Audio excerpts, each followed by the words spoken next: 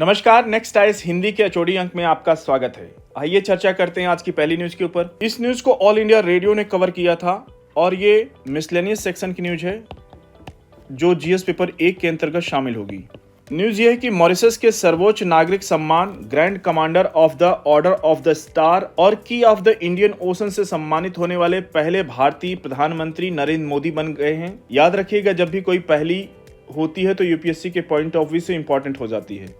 Mauritius के प्रधानमंत्री doctor नवीन रामचंद्र राम गुलाम ने कल यानी 11 मार्च 2025 को मॉरिशस की राजधानी पोर्ट लुइस में भारतीय प्रवासियों को एक कार्यक्रम के अंतर्गत प्रधानमंत्री मोदी को सम्मान प्रदान करने की घोषणा की और यह श्री मोदी को मिलने वाला इस तरह का 21वां सम्मान है।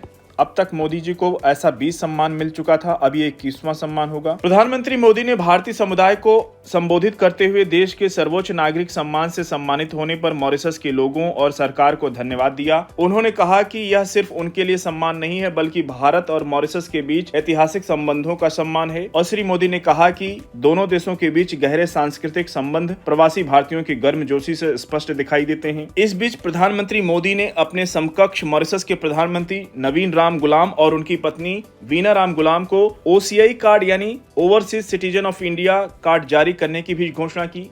याद रखिएगा, जब भी कोई विशिष्ट सम्मान होता है यूपीएससी के पॉइंट ऑफ व्यू से इंपॉर्टेंट हो जाता है। आइए चर्चा करते हैं। वर्ष 2023 में सम्मान से जुड़ा हुआ क्वेश्चन पूछा था यूपीएससी ने। क्वेश्चन 2023 में पूछा गया था, ए सीरीज का क्वेश्चन नंबर 95 था। क्वेश्चन ये था कि खेल पुरस्कारों के संदर्भ में निम्नलिखित युग्मों पर विचार कीजिए। 4 पुरस्कार यहाँ पे दिए गए हैं। पहला है मेजर ध्यानचंद खेल रत्न पुरस्कार। उसके सामने है किसी खिलाड़ी द्वारा पिछले 4 वर्षों की अवधि के दौरान सबसे शानदार और उत्कृष्ट प्रदर्शन के लिए दिया जाता है। दूसरा अर्जुन पुरस्कार किसी खिलाड़ी द्वारा जीवन काल की उपलब्धियों के लिए दिया जाता है। तीसरा द्रोणाचार्य पुरस्कार उन प्रतिष्ठित प्रशिक्षकों को सम्मानित करने के लिए जिन्होंने सफलतापूर्वक खिलाड़ियों या टीमों को प्रशिक्षित किया है। चौथा है राष्ट्रीय खेल प्रोत्साहन पुरस्कार, खिलाड़ियों द्वारा रिटायर होने के बाद भी किए गए योगदान की सराहना करने के लिए दिया जाता है। उपयुक्त में से कितने युग्म सही सुमेलित हैं आपको ये बताना है। ऑप्शन ए केवल 1, ऑप्शन बी केवल 2, ऑप्शन सी केवल 3, ऑप्शन डी सभी 4। कृपया इस प्रश्न का उत्तर आप लोग अधिक से अधिक संख्या में कमेंट बॉक्स में देने का प्रयास कीजिए। अगली न्यूज की ओर बढ़ेंगे। देखिए, अगली न्यूज भी मॉरिशस से ही जुड़ी हुई है। इसको ऑल इंडिया रेडियो ने कवर किया था और ये आर्ट एंड कल्चर यानी कला एवं संस्कृति सेक्शन के अंतर्गत शामिल होगी जो जीएस पेपर 1 के अंतर्गत कवर होगी। नरेंद्र मोदी जब 11 मार्च को मॉरिशस में पहुंचते हैं, वहां की राजधानी पोर्ट लुइस में, तो वहां की भारतीय मूल की महिलाओं ने मोदी जी के स्वागत में एक पारंपरिक गीत गवई गाया। गीत गवई भोजपुरी पारंपरिक गीत है। आइए इसकी बोल को सुनते हैं इस वीडियो में।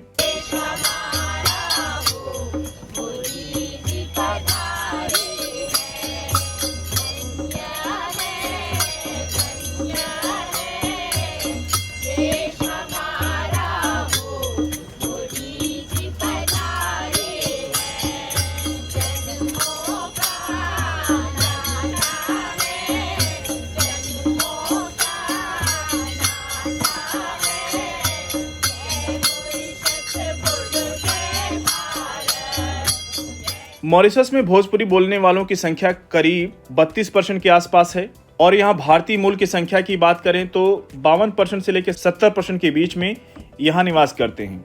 और इस गीत गवई को यूनेस्को में दिसंबर 2016 में सांस्कृतिक विरासत की प्रतिनिधि सूची में शामिल किया गया था। याद रखिएगा, यूनेस्को की विरासत सूची से क्वेश्चन यूपीएससी पूछता रहा है। पिछले वर्ष भी पूछा था यानी 2024 की प्रीलिम्स परीक्षा में।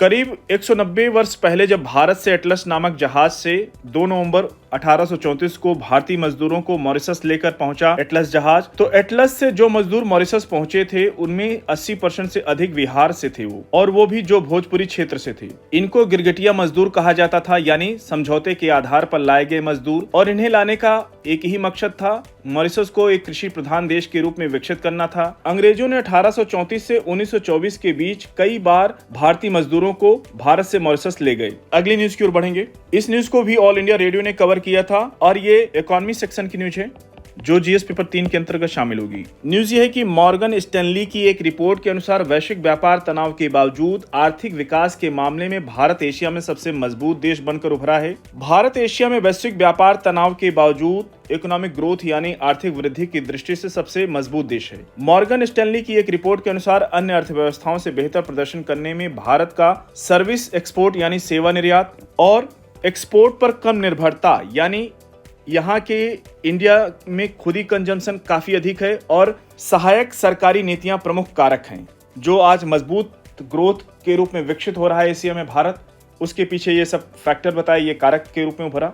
तो कुल मिला के इंपॉर्टेंट न्यूज है, इस पे नजर बना के रखिएगा। अगली न्यूज की ओर बढ़ेंगे। इस न्यूज को पीआईबी ने कवर किया था और ये डिफेंस सेक्शन की न्यूज है। डिफेंस के साथ साथ ये आईआर सेक्शन की भी न्यूज कहना सही रहेगा, जो जीएस पेपर 2 के अंतर्गत शामिल होगी और जीएस पेपर 3 के अंतर्गत, दोनों जगह शामिल होगी। न्यूज ये है कि भारतीय नौसेना का जहाज आईएनएस इंफॉल मॉरिशस के राष्ट्रीय दिवस समारोह 2025 में भाग लेगा, जो कि 12 मार्च आज के दिन वहां का राष्ट्रीय दिवस मनाया जाता है।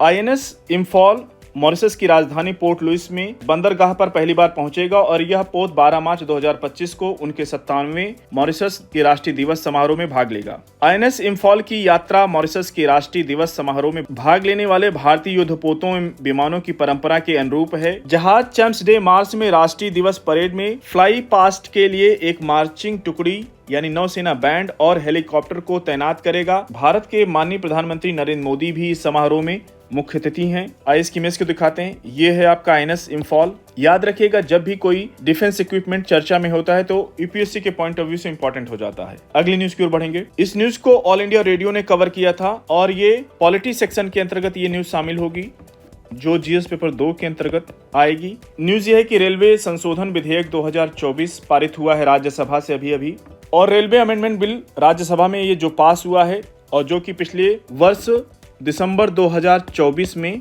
लोकसभा में पहले से ही पास था। अब ये बिल नया एक्ट बनने के लिए तैयार है और इस बिल पर रेलवे मंत्री अश्विनी वैष्णव ने कहा कि जो कोऑर्डिनेशन की जरूरत है, यानी रेवेन्यू शेयरिंग के लिए, यानी राजस्व साझा के लिए, एक उदाहरण के रूप में उन्होंने समझाया कि जो ट्रेन मुंबई से निकलती है असम के लिए, मान लीजिए, इस बीच जो रास्ते में राज्य आएंगे या रेलवे स्टेशन आएंगे, उनके बीच रेवेन्यू को कैसे डिस्ट्रीब्यूशन किया जाएगा, कैसे साझा किया जाएगा, ये सब बताया इस बिल के अंतर्गत। और उस सब को ध्यान में रखकर 1905 का अंग्रेजों के टाइम का एक्ट था, उसके प्रोविजन को रेलवे एक्ट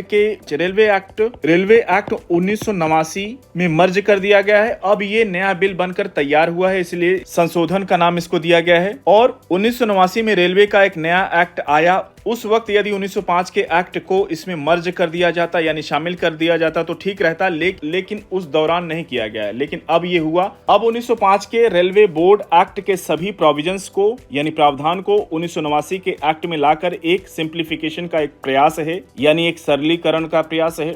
अब बात करते हैं इस बिल में नया क्या है। देखिए, पहले 2 कानूनों के अंतर्गत रेलवेज का संचालन होता था और इसके अंतर्गत विसंगतियां पैदा होती थी। मतलब एक संगठन को चलाने के लिए 2 कानून की आवश्यकता हो रही है। इससे क्या है कि रोजमर्रा का काम जो होता था उसमें परेशानी आती थी, थोड़ी शिथिलता आती थी। जो गति रेलवे को चाहिए थी, वो रेलवे को जिस तरीके से आगे बढ़ने के लिए वो नहीं मिल पाती थी। वर्ष 1905 के एक्ट के रेलवे एक्ट को समाप्त कर दिया गया और उसके प्रावधान को समायोजित कर दिया गया है किसमें? रेलवेज एक्ट 1989 में। अब सिंगल एक्ट होगा जो रेलवे अमेंडमेंट बिल 2024 के नाम से जाना जाएगा और ये भारतीय रेलवे के संचालन में उपयोग में लाया जाएगा। रेलवेज बोर्ड कैसा होगा, कैसे चलेगा, कितने मेंबर्स होंगे, उनकी क्वालिफिकेशन क्या होगी, उनका एक्सपीरियंस क्या होगा, उनके बारे में कोई क्लियर कट गाइडलाइंस पहले नहीं थी और इसमें केंद्र सरकार स्वतंत्र होगी। रेलवे बोर्ड का संगठन अब अधिक पावरफुल होगा क्योंकि बड़े बड़े डिसीजन अब ले पाएगा, पहले नहीं ले पाता था। उदाहरण के रूप में अब रेलवे जोनल का जो चीफ मैनेजर होता है, महाप्रबंधक होता है, वो 50 करोड़ रुपए के डेवलपमेंट वर्क को अप्रूव कर पाएगा। पहले नहीं ऐसा होता था। देखिए, जब सशक्तिकरण की बात होती है तो विकेंद्रीकरण की भी बात होती है और उसी दिशा में ये प्रयास है सरकार का। अब इस कानून के बाद रेलवे का विकास अधिक हो पाएगा, तो इसको अच्छे से डिटेल में कवर करिएगा क्योंकि यूपीएससी प्रीलिम्स के लिए इंपॉर्टेंट तो है ही है, मेंस में क्वेश्चन निश्चित रूप से एक्ट अमेंडमेंट एक्ट से पूछता रहा है। आप पीवाईक्यू को देखेंगे, यहाँ पे मेंस के क्वेश्चन को नहीं शामिल कर पाए हैं, आने वाले अंकों में शामिल करने का प्रयास करेंगे। तो साथियों, आज के HOD अंक को यहीं पर समाप्त करते हैं। मिलते हैं नेक्स्ट अंक में कुछ और इंपॉर्टेंट न्यूज के साथ। तब तक जुड़े रहे नेक्स्ट आइस हिंदी के साथ। धन्यवाद।